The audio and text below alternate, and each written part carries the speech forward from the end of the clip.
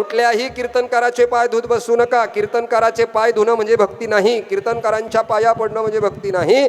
कीर्तनकार लोक म्हणजे काही संत नाही. एखादा संत कीर्तनकार असू शकतो, पण सगळेच कीर्तनकार काही संत राहत नाही. पाय धुवायचेच असतील तर कुणाचेही पाय धुत बसू नका. पाय धुवायचे असतील तर श्री गुरु मारुती महाराज कुऱ्हेकर आहेत, श्री गुरु मोठे माऊली, श्री गुरु छोटे माऊली, श्री गुरु रामभाऊ महाराज राऊत, श्री गुरु रामगिरीजी महाराज, वंदनीय बाबाजींसारख्या महात्म्याचे पाय धुवा महाराज. आमच्यासारख्या कीर्तनकार लोकांचे पाय धुवून तुम्ही स्वतः नरकाला जाल आणि त्या कीर्तनकाराला सुद्धा नरकात घालाल महाराज, लक्षात ठेवा. म्हणून पाय धुत असताना अरे माता पित्याचे पाय न धुणारे एखादा बुवा आला का त्याच्या पुढे ताट आणि पाट घेऊन पळतात, हे नरकात जाण्याचं सगळ्यात मोठं लक्षण आहे महाराज, लक्षात ठेवा. म्हणून आई वडिलांचे, देवाचे आणि गुरुचेच फक्त आपण पाय धुतले पाहिजे आयुष्यामध्ये. या अभंगामध्ये तुकोबराय सांगतात की नरकाला जाऊ नका. नरकाला जाण्यासाठी ज्या गोष्टी सांगितलेल्या आहेत त्या गोष्टीपैकी काही गोष्टी धर्मशास्त्र असं सांगतं, नरकाला नेणारी सगळ्यात पहिली गोष्ट आहे तिचं नाव आहे अहंकार. हा अहंकार माणसाला नरकाला घेऊन जात असतो. म्हणून तुकोबाराय एका ठिकाणी म्हणतात ना, त्याग करा ऐसा करा, त्याग करा ऐसा करा, त्याग तरी ऐसा करा, त्याग तरी ऐसा करा. अहंकारा त्यागावे, अहंकारा त्यागावे, अहंकारा त्यागावे, अहंकारा त्यागावे, अहंकारा त्यागावे, अहंकारा त्यागावे. त्याग तरी ऐसा करा, अहंकारा जागावे, अहंकारा जागावे, जागावे, अहंकारा जागावे. अहंकार माणसाला नरकापर्यंत घेऊन जात असतो ना. अहंकार कुठे? ज्ञानाच्या ठिकाणी जास्त अहंकार आहे महाराज, ज्ञानाच्या ठिकाणी जास्त अहंकार आहे. म्हणून ते ज्ञानदेवापर्यंत जाऊ देत नाही. याचं कारण जर काय असेल तर अहंकार आहे. तुकोबाराय अजून एका ठिकाणी म्हणतात, माझा अहंकार गेला, मी त्याच्या स्वरूपाला प्राप्त झालो, नाही का. अहंकार तुका म्हणे आता नाही अहंकार, झालो तदरूप नित्य शुद्ध विठ्ठल. माझा अहंकार गेला, मी त्या भगवंताच्या स्वरूपाला प्राप्त झालो. म्हणून आयुष्यामध्ये त्यागायचं असेल तर काय करा? पहिला अहंकार त्यागा. म्हणून त्याग ठेवून अहंकार ठेवू नये. दुसरी गोष्ट सांगितली परधन. परधनावर जर आपण डोळा ठेवत असाल तर आपण सुद्धा नरकाला जाण्यासाठी पात्र व्हाल. म्हणून नरकाला जर आपल्याला जायचं नसेल तर आपण परधनावरती डोळा ठेवला नाही पाहिजे. परधन. तुकोबाराय एका ठिकाणी असं म्हणतात, लोभावरी ठेवणी हेत करी असत्य न्याय नीत, पूर्वजाशी पतन कुर्मी किडे होती जाण, किंवा नरकी किडे होती जाण. जर आपण दुसऱ्याच्या धनावर डोळा ठेवून काही न्यायनीतीमध्ये जर बदल करत असाल तर सकाळच्या घाणीतला किडा, त्याला नरकी किडा म्हटले तुकोबारायांनी, लक्षात ठेवा. असत्य करी न्यायनीत, एका जजाचं उदाहरण तुकोबारायांनी अभंगामध्ये दिलेलं आहे. म्हणून परधनावरती आपण डोळा ठेवणे. जोडून या धन उत्तम व्यवहारे, उदास विचारे वेच करी. तिसरी गोष्ट सांगितली तुकोबारायांनी, परनिंदा. निंदा आयुष्यामध्ये करू नये, चुगली करू नये. चुगली करणाऱ्याला तुकोबाराय काही बोलत नाही, पण चुगली करणाऱ्याच्या आईला मात्र तुकोबाराय फटकारतात. चहाडाची माता व्याभिचारीन तत्वता न पाहे संताचे उने, छिद्र छळावया सुने, जेनो त्यांच्या बाचे काही सोडिले गाठीचे, तुका म्हणे घात व्हावा ऐशी जोडी मात. म्हणून निंदा कधी कुणाची करायची? निंदा सुद्धा आपल्याला नरकात तर घालते, पण आपल्या पूर्वजाला सुद्धा नरकात गेल्याशिवाय राहत नाही, बरं का, लक्षात ठेवा. म्हणून निंदा करू नये. परधन, परनिंदा. तिसरं सांगितलं परश्री. परश्री माते समान, पराविया नारी रखुमाई समान. आपल्या हिंदू धर्मशास्त्रामध्ये आपण परश्रीला आई म्हटलं पाहिजे. म्हणून परश्रीवरती सुद्धा आपण वाईट नजरेनं पाहू नये. हे नरकाला जाण्याचं कारण यांचं होतं. सांगितलं पराअन्न किंवा परदारा. पराअन्न याचा अर्थ असा आहे, चोरीचं अन्न खाऊ नये. न्यायनीतीनं कमवलेलं अन्न आपण खाल्लं पाहिजे. चोराच्या घरचं किंवा एखाद्याच्या घरामध्ये आस्तिकाच्या घरचं खावं, नास्तिकाच्या घरचं खाऊ नये. याचा अर्थ असा आहे, ज्या घरामध्ये माता पित्याची, साधू संतांची, आई वडिलांची सेवा होत नाही ते घर नास्तिकाचं आहे. तिथे सत्यनारायण असला तरी ते अन्न ग्रहण करू नये. आणि एखाद्या हरिदासाच्या घरी अंत्यविधी जरी असला तरी ते अन्न सेवन केल्याशिवाय राहू नये. पवित्र ते अन्न हरी चिंतनी भोजन विठ्ठल.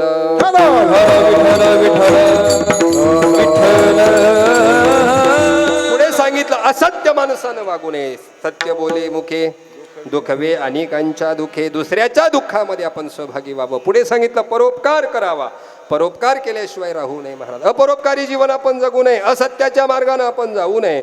मग काय करा, या जर आपण गोष्टी केल्या तर आपण नरकाला गेल्याशिवाय राहणार नाही. त्यासाठी तुकोबाराय म्हणतात करायचं असेल करणे ते हेच करा, करणे ते हेच करा, हो करणे ते हेच करा,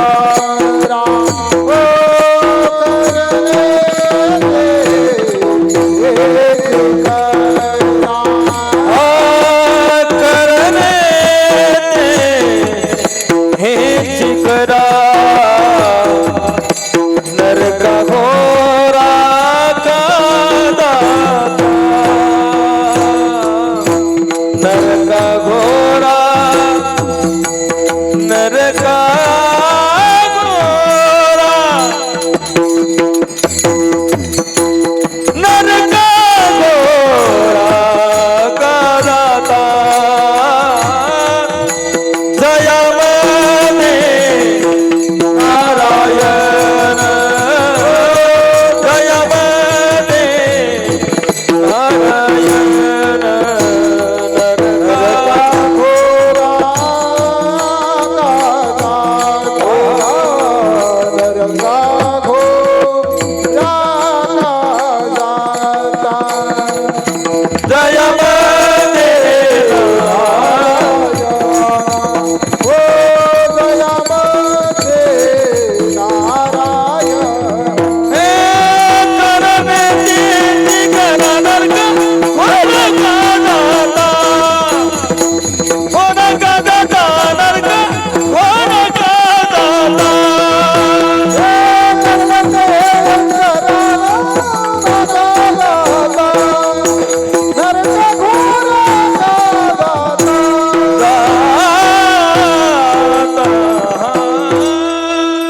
करायचंच असेल करणे ते हेच करा, नरका घोर का जाता. ह्या गोष्टी करून तुम्ही नरकाला जाल. नरकाला जर जायचं नसेल तर तुकोबराय म्हणतात हेच करा. मग काय करा, पहिलं सांगितलं ईश्वराची भक्ती करा, ईश्वराची भक्ती करा. पण ईश्वराची भक्ती करत असताना त्या भक्तीतले अंग आपल्याला माहिती असले पाहिजे. भागवतामध्ये नाथ महाराजांनी भक्तीची 6 अंग सांगितली. त्यातलं पहिलं अंग सांगितलं प्रणिपात. प्रणिपात करणं म्हणजे नमस्कार करणं, नम्र होणं, नत होणं. नम्रता हा दागिना आहे माणसाच्या आयुष्यातला. जो कोणी नम्र होत नसेल तो जगाला जिंकू शकत नाही. जगाला जर आपल्याला जिंकायचं असेल, नम्र झाला भूता तेने कोंडिले अनंता, महापुरे झाडे जाती तेथे लोहाळे वाचती. नम्रता, प्रणिपात करणं, नमस्कार करणं, जोडोनिया हात तुका करी प्रणिपात किंवा तुका करी प्रणिपात दंडवत आचार्य. प्रणिपात करणे म्हणजे नमस्कार करणे. कोणाला करायचं ते पुढे सांगेल. दुसरी गोष्ट सांगितली प्रणिपात स्तुती. आजकाल लोक नको त्याची स्तुती करतात. कुणाचीही स्तुती करू नये. निंदा अथवा स्तुती करावी देवाची, कीर्ती मानवाची वर्णू नये. भक्ती ज्ञाना विरहित गोष्टी न कराव्या, भक्ती ज्ञाना विरहित इतरा गोष्टी न कराव्या. प्रेम भरे वैराग्याच्या युक्ती विवराव्या, प्रेम भरे वैराग्याच्या युक्ती विवराव्या. संत संगे अंतरंगे नामावा, संत संगे अंतरंगे नामावा, संत संगे नाम बोलावा, संत संगे अंतरंगे नाम बोलावा. कीर्तनामध्ये कुणाचीही स्तुती करू नये.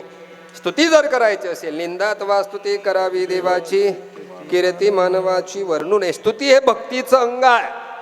तिसरं अंग सांगितलं भक्तीचं सर्व कर्माचं समर्पण.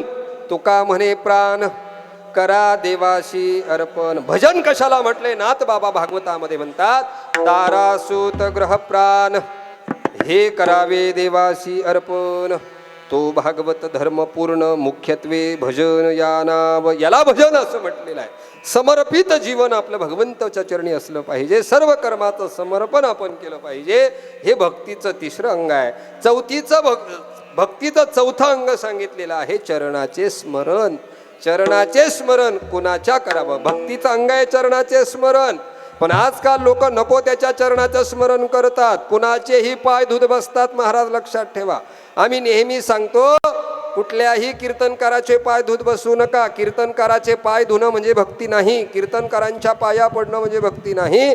कीर्तनकार लोक म्हणजे काही संत नाही. एखादा संत कीर्तनकार असू शकतो, पण सगळेच कीर्तनकार काही संत राहत नाही. पाय धुवायचेच असतील तर कुणाचेही पाय धुत बसू नका. पाय धुवायचे असतील तर श्री गुरु मारुती महाराज कुऱ्हेकर आहेत, श्री गुरु मोठे माऊली, श्री गुरु छोटे माऊली, श्री गुरु रामभाऊ महाराज राऊत, श्री गुरु रामगिरीजी महाराज, वंदनीय बाबाजींसारख्या महात्म्याचे पाय धुवा महाराज. आमच्यासारख्या कीर्तनकार लोकांचे पाय धुवून तुम्ही स्वतः नरकाला जाल आणि त्या कीर्तनकाराला सुद्धा नरकात घालाल. महाराज लक्षात ठेवा. म्हणून पाय धुत असताना अरे माता पित्याचे पाय न धुणारे, एखादा बुवा आला का त्याच्या पुढे ताट आणि पाट घेऊन पळतात, हे नरकात जाण्याचं सगळ्यात मोठं लक्षण आहे. महाराज लक्षात ठेवा. म्हणून आई वडिलांचे, देवाचे आणि गुरुचेच फक्त आपण पाय धुतले पाहिजे. नाथ महाराज म्हणतात ना, माता पिता देव गुरु, माता पिता देव गुरु, माता पिता देव गुरु, माता पिता देव गुरु. ऐसा जाता एक विचारू, ऐसा जाता एक विचारू, ऐसा जाता एक विचारू, ऐसा जाता एक विचारू, ऐसा जाता एक विचारू, ऐसा जाता एक विचारू. माता पिता देव गुरु, ऐसा जाता एक विचारू, धन्य धन्य केशव मेरा नाय तो ईश्वर.